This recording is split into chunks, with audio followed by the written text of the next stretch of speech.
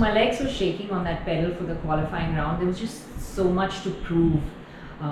And once I went out and did it, I remember biting my nails right down to the bone, literally waiting for the results.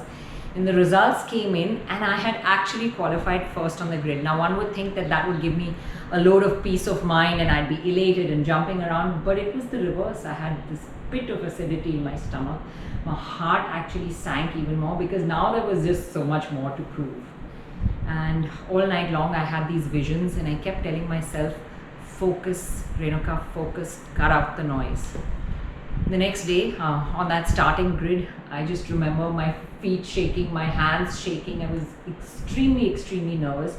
And as the lights went green and we, pedal to metal, I remember I was in hot pursuit of the first car in front of me.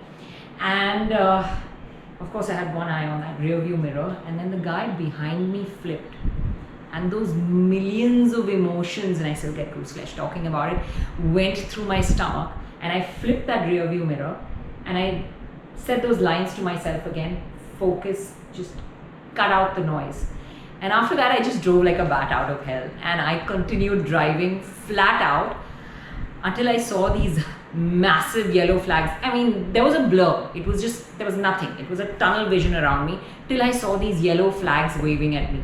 And when yellow flags wave at you on a racing track, it means something is desperately wrong and you need to slow down. So I slowed down, my heart kind of sank, and I felt like, oh God, what have I done wrong? This is my first shot, and I've goofed it up. And I'm smiling now, but I wasn't then. I was very close to tears, trust me. And the marshals ushered me into the pit, and as I got into the pit lane, I remember so clearly getting there into the stands, and I took off my helmet, and I could hear the words, "Ay la, ye to ladki hai." And then the panic became manic because my heart really sank even further. I was like, damn, I really messed this up. And my friend Farah, who was also there and co-rallyist, was shaking me, and she was saying, do you know what you've just done? Do you know what you've just done? And I was like, oh my God, I'm gone. This is the end of my racing career. And those 3 seconds between her telling me that and the next few words were like an eternity of doom and gloom. And then I heard those sweet words.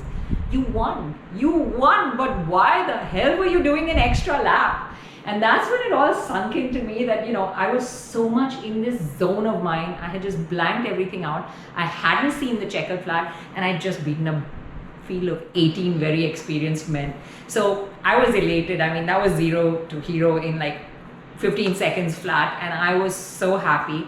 It was, I think, one of the most defining moments of my life, winning that race. It not only catapulted me into that automotive career, it also kind of convinced my dad that, I wanted to be in the world of racing. And it also taught me what driving is to me. It let me learn that, I can focus. I can achieve what people go into the Himalayas and spend, I think, months, years, hours trying to do, meditate and achieve that Zen state of mind. But it's just you, your breath, and focus. And that's what I'd done on the track. I just shut everything else out with what I wanted to do. And it's, kind of been a mantra for me for so many years in my life ever after that. So yeah, that's what driving means to me. Funnily enough, of course, I raced, I rallied, I navigated, I did a whole bunch of things after that. And my trophy, my championship trophy, when I actively retired, it was the last win that I had, and I'd won the championship. It still says Mister Lalwani on it. And they wanted to change it when they realized that it wasn't a Mister but a Ms. there. But I kept it that way because it's kind of a reminder of how much further I had to go. Now, if you read my bio on any one of my social media platforms, it says driven. And that is because it is what I am, and it's what driving has made me. It's kind of given me what I had to do. So going back to there, once my dad realized that I, wasn't going to give this world of automobiles up, I worked with him. I built cars from the ground up. I tuned them, I opened them up, and I learned everything I know about cars firsthand working with him. I even tuned my own race cars, and it wasn't really something that people did in those days. So it was kind of odd, but of course it was all about me continuing and doing what I love to do. But Let's start at the beginning. I really loved cars all my life. I grew up around them because my dad had a workshop. He used to build race cars, tune vintage cars, restore them. And every day after school, I'd be taken there, and I'd also be allowed to tinker around because they wanted to keep me busy while they were working.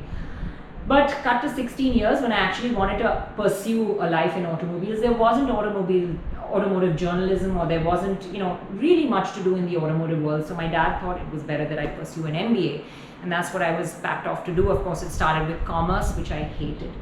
So along the way, I wanted to be creative. I started running an interior design business in my college. Did it for a while, and realized it's damn hard to collect money from people. So I decided that I should go out and do something that someone has to pay me over the counter. So with all the money I'd collected from my interior designing days, I actually paid for a course, went and did hairdressing in the UK, and came back and worked at hairdressing for a couple of years. That was 4 or 5 years.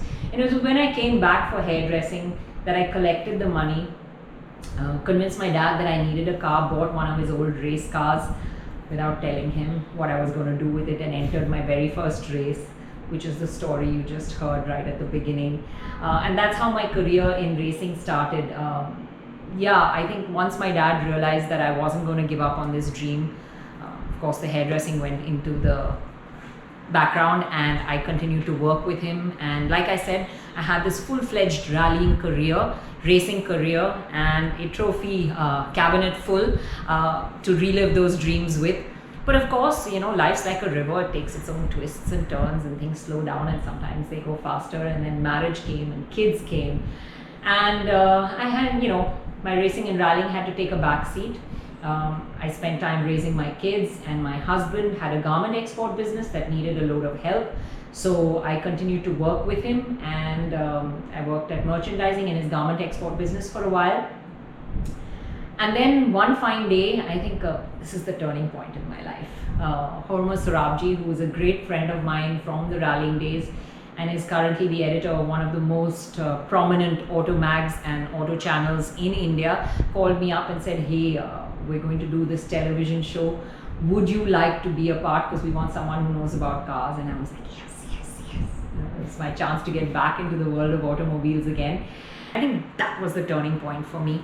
I went and did that screen test, and they gave me a qualis, and I just walked around it, and I got the call back. And I remember, the producers asking me this question, like, did you do television before? How were you so cool in front of the camera? So I said, no, I haven't. And they said, no, don't lie to us. And I said, honestly, I'm not.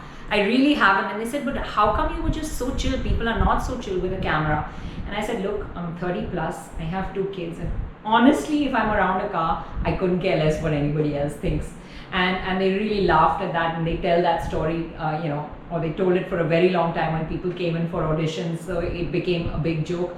But that's how I got my job in automotive journalism. It's been 18 years since, and I've come a very, very, very long way. And when I first started television, I really knew nothing about cameras and lighting and the way things worked. And it's evolved so much also since I joined, and I've had to consistently learn, adapt, develop along the way. But I think it's something that I've always enjoyed doing, and I've learned a lot. And this job has given me thousands of bucket list moments. I mean, driving from Germany to India, or driving across 8 or 9 countries in the ASEAN rally, sitting and dining under an ocean, or jumping off the highest stadium in South Africa on a bungee jump, driving at -30 in China or +40 in the desert, driving Formula cars. I mean, that's a dream for so many people. And I drove the Formula E car. So yeah, I've had many, many defining moments. But if people ask me what was that one moment that stands out and you remember, for me, it was crossing the border from India into Pakistan. It was the first time since independence that Indian number plate cars were being allowed to cross over the border into Pakistan. This was the SARC rally. We had organized the rally, and so I was in car number 1 because we were leading the event. And every time we crossed a border, it was kind of perfunctory for the leaders to all get out and with their flags walk in front of the cars. On our side of the border, there were checks and multiple checks and passports being checked, and it was very somber and serious. And all the checking happened and we got into the car. I was alone in the car because the rest of the people in my car were part of, the leadership. They'd gone out and held the flags in front of the car and were walking ahead. And as the gates opened into at Wagah border into the Pakistan side, and I really get goosebumps when I tell this story. There were drums beating, there were rose petals flying in the air, and emotions were running high. And I'm telling you, I still get emotional on that occasion. It was just such a festive moment. It was history being created at that point of time. And I don't think since then Indian number plate cars have driven across the border. Mics were being shoved into my face and I was so close to tears because my family is also from Pakistan. So there were so many emotions running through me. And, I was so overwhelmed with those emotions and I was worried because I said, these guys behind me are all going to laugh at me when I turn around now with tears streaming down my face. And then I turned around and I looked, and India team leader, Pakistan team leader was sitting atop their cars with their flags crossed. They had tears streaming down their eyes. Everybody was super emotional. And I think it was a very, very charged moment. Just that energy is something that I will remember always. We created a little piece of history at that point of time. And, to have been there and experienced it firsthand was just so, so special for me. So yeah, I mean, driving across the world and around the world has just given me so many moments and so much to learn. And a lot of people ask me, so how is it to be a woman in a man's world? And I have to say, I'm lucky that way. I've never really experienced serious bias. There may have been one or two exceptional moments, but I'd say they were exceptions. Because generally, my peers, my colleagues, my co-rallyists, the boys around me when I was racing, kind of all treated me as one of the boys. And I think when you know your subject, when you enjoy what you do, it kind of shows, and it really doesn't matter which gender you are, male or female. It's what you're doing and the passion that comes across, and that's been something for me all my life, and I've been lucky. I hear horror stories of other people and how they face gender bias in the same field that I am, automotive journalism. Even across Europe, I hear women journalists talk about it. But I think I've been lucky on that count, and I've never really faced this bias. But, there is a perception, and I think it's something that's been ingrained in women's minds over the ages. Women can't drive, and I say bollocks. Put a man in a sari, put him in 9-inch heels and tell him to drive a car. That's a line I love to say because I don't think he'd even get into the car. He'd trip over before he got there. So yeah, we women can do a lot of things, and there are loads of studies across the world that prove that women are actually safer drivers than men. So don't let anybody ever tell you that. Women can drive just as well as men, and it's been a passion of mine to actually get more women to get across this barrier in their head, to break that myth, to get over it. And a part of what I did a couple of years ago, just before the pandemic hit, was start this series called She Drives Across India. Ford was great enough to give me cars. Autocar gave me the full backing to say, go out and do this. And I had camps for women drivers in 5 cities across India. We wanted to do more, but then the pandemic hit. Where we took women and we actually gave them advanced driver training. We had the top rallyist in India, Gaurav Gill, come and teach them how to drift a car, how to do handbrake turns, and actually let loose behind the wheel. And it was a fabulous experience because the women came in there sort of meek, mild, a little timid, and wondering whether they could do this.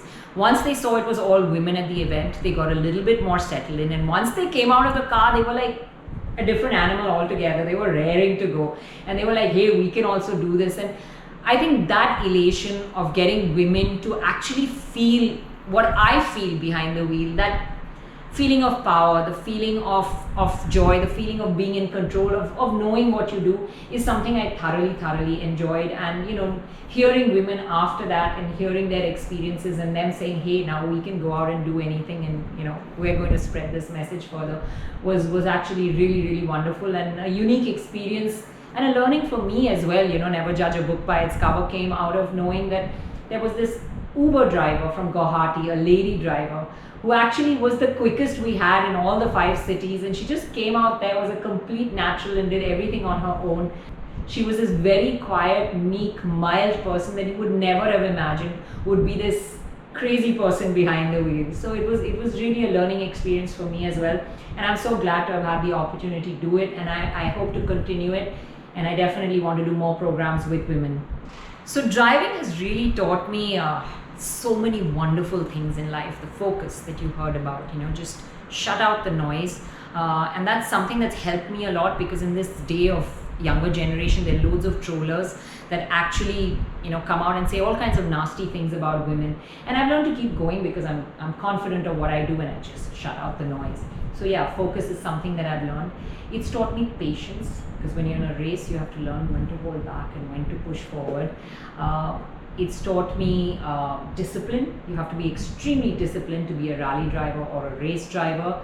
It's taught me that you'll have many losses in life, so don't get bogged down by them. Pick yourself up, aim higher, and move on.